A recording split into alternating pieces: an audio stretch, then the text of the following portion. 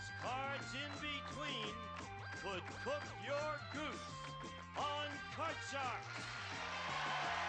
And here's the host of Card Sharks, Jim Curry. That was almost too tall.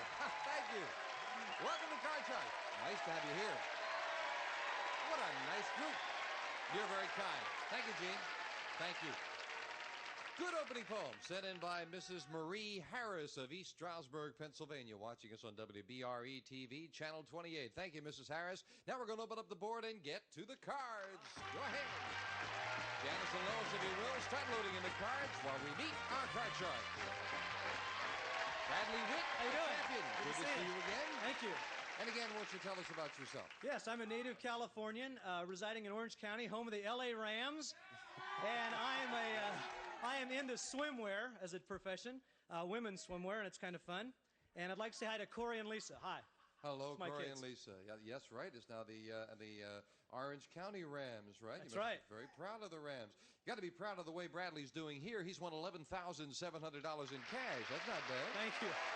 Our challenger, Debbie Mellinger. Hi, Debbie. Hi. Good to see you again. It's good to be here. And again, won't you tell us about you? Yeah, my name is Debbie. I'm a student at San Diego State. I'm majoring in social welfare. Yay! And I love to ski, and I like to throw pottery on the potter's wheel, and I just like to have a good time. Good. You're getting into the pottery business. You think you might do that? What? You think you might do that professionally sometime? I was thinking about it at a time, but no.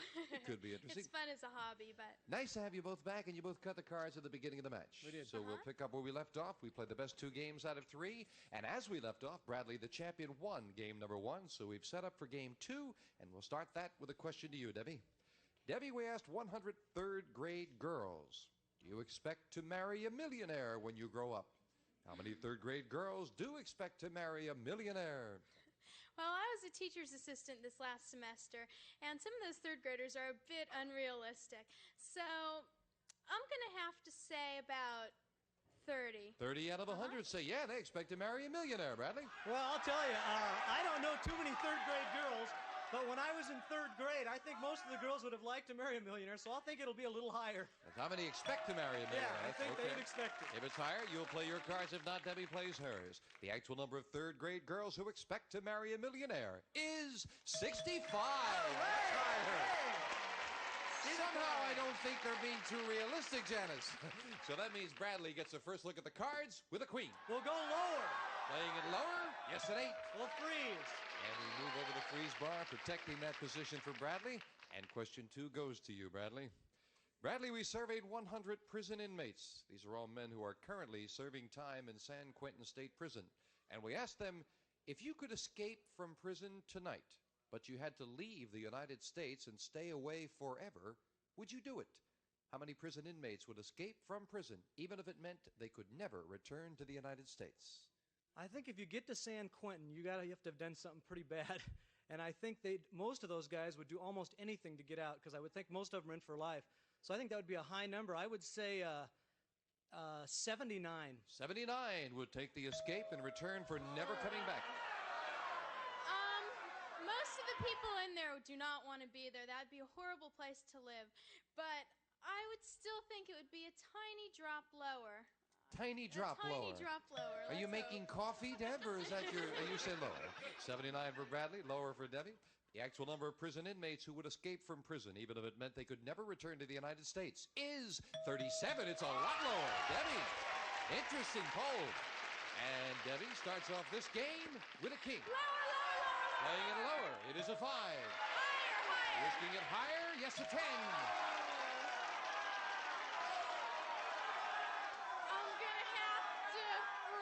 You're going to freeze. She thought about it for a moment. Oh. Question goes to you, Debbie. Debbie, we asked 100 people, do you consider it in bad taste for a mother to breastfeed her baby in public? How many people think it's in bad taste for a mother to breastfeed her baby in public? Well, I'm going to have to go on a little bit personal of opinion. I have a friend who just had a baby, and she's breastfeeding her baby, and she's done it in public, and I see absolutely nothing wrong with it. But I think the majority of people might disagree with me, so I'm going to have to say about 60. 60 out of 100 say it's in bad taste. Bradley? Well, I was in church 4 or 5 years ago, and we watched a mother breastfeed her baby in church, and I tried not to watch, but my wife would poke me. But I kind of watched, just snuck a peek here and there between good points by the pastor, which were all right. Yes. And I think it would be just a little higher. Little higher. Yeah, I think more I people do. think it's in bad taste. The actual number of people who think it's in bad taste for a mother to breastfeed her baby in public is 45. It is not higher, it's lower. Debbie.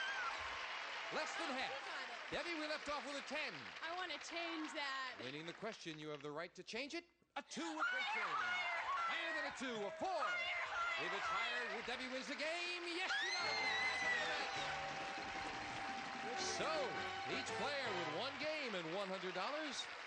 That means we'll set up for the tiebreaker with just 3 cards up there and 3 questions here. And Bradley, the question to you. Bradley, we asked 100 married men.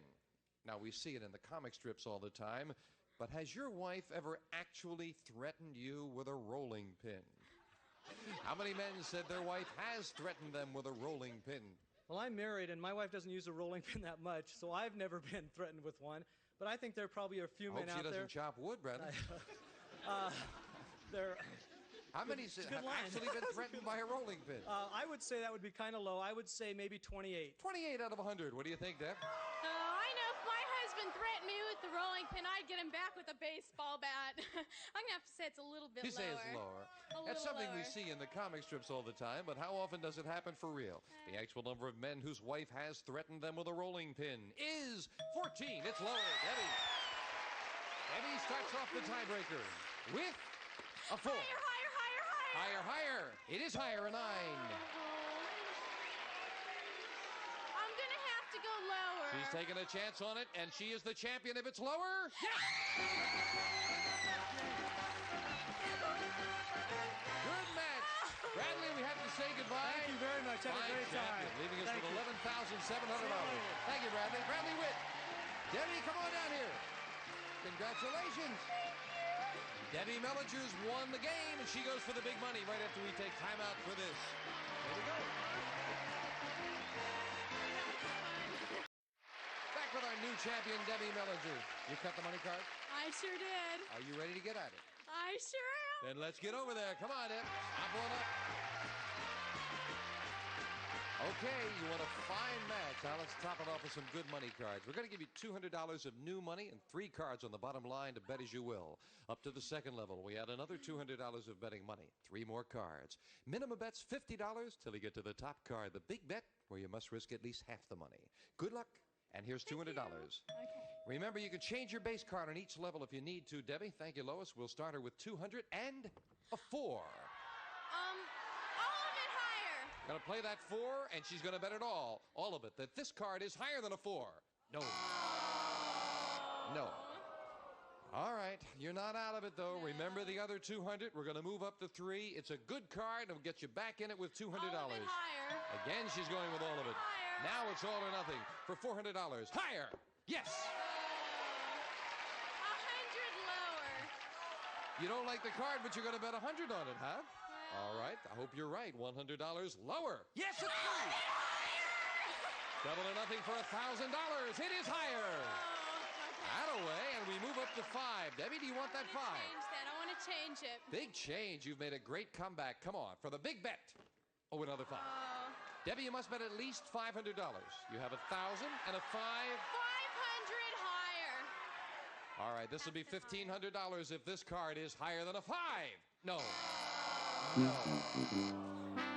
But you held back, and with 2 breaks of the money cards, you still got $500, $200 for the game. That's $700, Debbie. Glad you held back on that top one. Yeah, that wasn't that good a card, that 5. So, Debbie Mellinger, $700 richer. We'll meet a new challenger in a moment. Right now, we're going to take time out for this. All right, Debbie. Janice is dealing out 2 brand new decks of cards, and here comes a new challenger on Card Sharks. Dolly Langhofer. Hello, Dolly. Welcome. Nice to have you here. Thank you. Nice to be here. Won't you tell us something about yourself? My name is Dolly Langhofer. I'm from La Crosse, Wisconsin, with a lot of snow, but there's no snow now. I'm 5 foot tall. I shrunk to 4. My husband shrunk an inch too in height. You shrunk how much? An inch. You shrunk an inch. Yes, I'm down to 4 something. Won't be long. I'm going to be down here. And your husband shrunk too. In height. Oh, how did that? Yeah, I realize that, Dolly. Why? How did that happen, and how did you come to measure that you shrunk an inch? It's my old age. Each year I go down. It won't be long. I feel I'm standing on my knees right now. Oh, okay. Well, we're happy to have you here. You are all bright and summer-colored there, getting away from the Wisconsin cold. Don't look at me that long with those blue eyes. You'll get me nervous. Dolly, Yes. win or lose, love, you and I are running off together. I don't care what anybody says. Tell you one thing. I have coffee with you every morning at 9. You've got clothes on, and I don't. I have my neck on.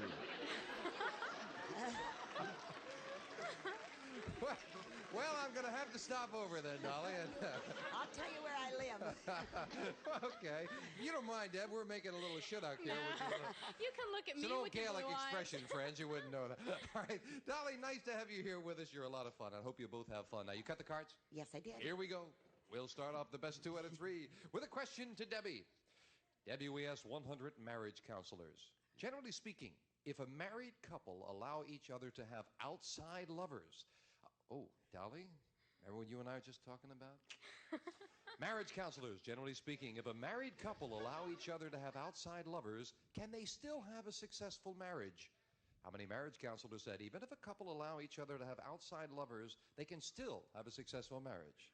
Okay, I think that a lot of marriage counselors are going to say as long as both parties agree upon it and it's a mutual thing, it could be okay. It's not going to be a real high number. I'd say about 30. 30 out of 100 say yes, it's possible, Dolly.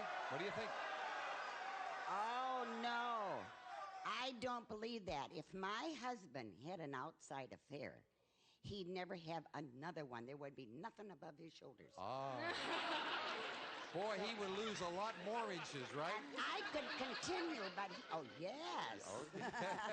So you said, hey, she I'm said going 30. to say lower than that. Even lower than that? Yes.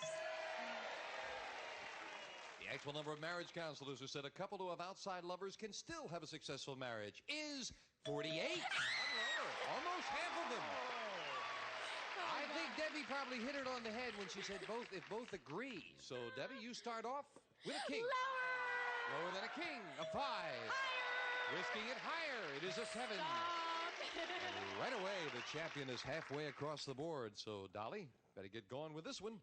Dolly, we found 100 people over the age of 90. They used to be 6 foot tall. Now they're all down about 4 foot. Hey, Dolly, people over the age of 90. We asked them, if someone had told you when you were a youngster that a man would walk on the moon in your lifetime, would you have thought it was impossible? How many 90-year-olds said they would have thought it impossible for a man to walk on the moon in their lifetime? Oh, I think that's going to be high because in my day and age, I didn't even think they had cars. You're sure you've only lost an inch, Dolly? They didn't have cars? So I'm going to say, it's going to be high. I'm going to say about 85. 85 out of 100 say, yeah, we would have thought it was impossible, Debbie. I agree it's going to be a very high number. I think that, somebody 90 years old, when they were younger, it would seem like such an impossible dream. But I'm going to say it's going to be a tiny, tiny drop lower. Tiny drop again. Tiny drop. Back to the coffee. The actual number of 90-year-olds who said they would have thought it impossible for a man to walk on the moon in their lifetime is 85, right on the money. Dolly, you got it exactly. So, Dolly starts off with a 7. Oh, change of gym, please. Of course. Oh, a 9. Oh, I'd like to change that too, but you can't. I'm going to go, oh dear, lower. Lower than the 9. She's right with a 3. Higher. Higher than a 3. A queen. Lower. Lower than a queen. An ace. Ooh, what a time for an ace to come up for Dolly. But Debbie's happy about it with a 7. Call this Higher. one. Higher than a 7. No. 2 is not higher. Now Janice has a lot of spaces to fill in. And the question goes to you, Debbie. Debbie, we asked 100 married women who have a dog. If you got an offer, in the mail for a free course at an obedience school, and you could send either your dog or, you know who, your husband, who would you send? How many married women would send their husband to obedience school? Oh, I know my dog is the worst dog in the world, and he sure needs to go to obedience school. So... But how many would send their... I think about 30 would send their husbands. 30. Dolly, you've been married a while. Oh, no, I don't have a puppy, but sometimes I think my husband's a little puppy, and he should go. But I'm going to say it's higher. Higher than that, higher than 30. More would want to send the husband. My wife sent me, and I have trouble passing fire plugs ever since. It's terrible. 30, says Debbie. Higher, says Dolly. The actual number of married women who would send their husband to obedience school is 36. Dolly is right. It is higher. Dolly, you've got a 9. Oh, what'll I do this time, Tommy, please? Tell you. Well, it's near the middle. It's up to you. You want to play the 9? Lower. No, I don't think you realize, Dolly. You won the question. You can change it. I'm sorry. I don't want that now. Okay. Now that we've got everything straight, we got a better card. Lower, lower. Lower than the queen. A 3. Higher. Higher than the 3 and 10. Put me on ice.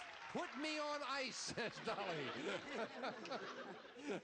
So now we have sudden death coming up, the 4th and final question. Someone has to win it on the next play of the cards. We're going to give you a moment to think about that, ladies. We'll be right back right after this. Coming up, the sudden death. Debbie with a 7 needs 2 cards. Dolly with a 10 needs 2. Sudden death, and someone's got to win it right here. Dolly, the question to you, and here's something that's been in the news lately. We asked 100 people. If a professional football player is injured because of his opponent's unnecessary roughness, should he be able to sue the player who injured him? How many people said he should be able to sue the player whose unnecessary roughness injured him? No, I don't think they should sue. I mean, they can't help it. You see football games and 10, 12, or 15 pile on top of each other. I don't think they should sue, really. How many think they should be able to sue? I should think that maybe 20, thanks. Someone in the audience said 20, and you're easily led. All right, Dolly says 20. Debbie, higher or lower? A lot of people get a real charge out of watching those football players jump on top of one another. But I'm going to say it's still a little bit higher, though. A little higher than that? A little higher. This will decide control. The actual number of people who said he should be able to sue the player whose unnecessary roughness injured him is 30. It's a little higher. Debbie gets control in sudden death. Now, Debbie, it is sudden death. Listen carefully. You have a 7. You could play it or change it with these 2 cards, or force Dolly to play it off the 10 with these 2. You've got control. Play or pass? I don't know what to do. I think I'm going to pass it You're going to pass it. Dolly. Dolly, that means if you turn them both over, you win the game. But if you make one mistake, the game belongs to Debbie. With a 10, what do you say? Lower than a 10. It is a 5. If this is higher, the game is Dolly's. If not, it's Debbie's. It is higher. Dolly wins game 1. In sudden death. Game 1 of the Challenger at $100. So we'll set up for game 2. Dolly, you're almost home to Wisconsin. See, Dolly was telling me during the commercial that she's been out here visiting, and she and her husband went a little crazy in Las Vegas and wound up with very little money left in the pocket. So you got 100 now back in the pocket. And we're setting up with the same 2 decks of cards. Debbie trying to make a comeback. And we'll start game 2 with a question to you, Debbie. Debbie, we found 100 kids who come from a family with at least 10 children. And we asked them, have you ever missed out on second helpings because you didn't eat fast enough? How many kids from large families have missed out on second helpings because they didn't eat fast enough? I'd say that's a very high number. Coming from a family of 2, you can miss out if you don't eat fast enough. I obviously didn't, but now I'll say it's about 75. 75 out of 100 say, yeah, they missed seconds. Dolly, what do you think? Oh, I don't believe that, because if you have a family of 10, you can't all sit at the table at one time anyway. Oh. You know, you've got to take turns eating. Right. Well, she said 75. I'm going to say it's lower. You say lower. The actual number of kids from large families who have missed out on second helpings because they didn't eat fast enough is 55. Dolly is right. It's lower. More than half, though. And Dolly starts off game 2 with a jack. Lower, please. Playing the jack lower. Oh, no, an ace. And again, it's an ace that hurts Dolly, and Debbie has a 4. Higher. Higher than the 4, a 7. Freeze. And we move over the freeze bar. Debbie has a 1-card advantage, and we'll be right back right after this. Well, that's about all the time we have for now. So Debbie and Dolly will invite you back on our next show to finish up the match. Got a good one going. You're nice ladies. Hope you'll come back and join us next time on Card Sharks. Bye-bye. One of our polling groups will receive Morse Electrophonics Disco Jukebox, a stereo music center with a multicolor light organ that responds to the beat of the music in a 32-inch slimline contemporary design furnished by Morse Electrophonics. And some of our contestants will receive a set of glasses and pitcher and Treetop, America's favorite apple juice. It's 100% pure apple juice, no artificial ingredients, no sugar added. Electric scissors and rare Playtex living gloves every day for any household chore to protect your beautiful hands. They help make your hands look like they never do housework. Playtex, a kitchen tool set and Wishbone Italian dressing, specially blended for fresh, irresistible Italian flavor. Wishbone Italian, it's got zing. A walk in La Choy Chinese food. Let your meals swing American with La Choy, bean sprouts, vegetables, water chestnuts, bamboo shoots, and soy sauce. A coffee maker and Mr. Muscle oven cleaner with improved formula that works daytime and overnight. So effective it cleans tough baked-on spots. It's the Just Wipe oven cleaner.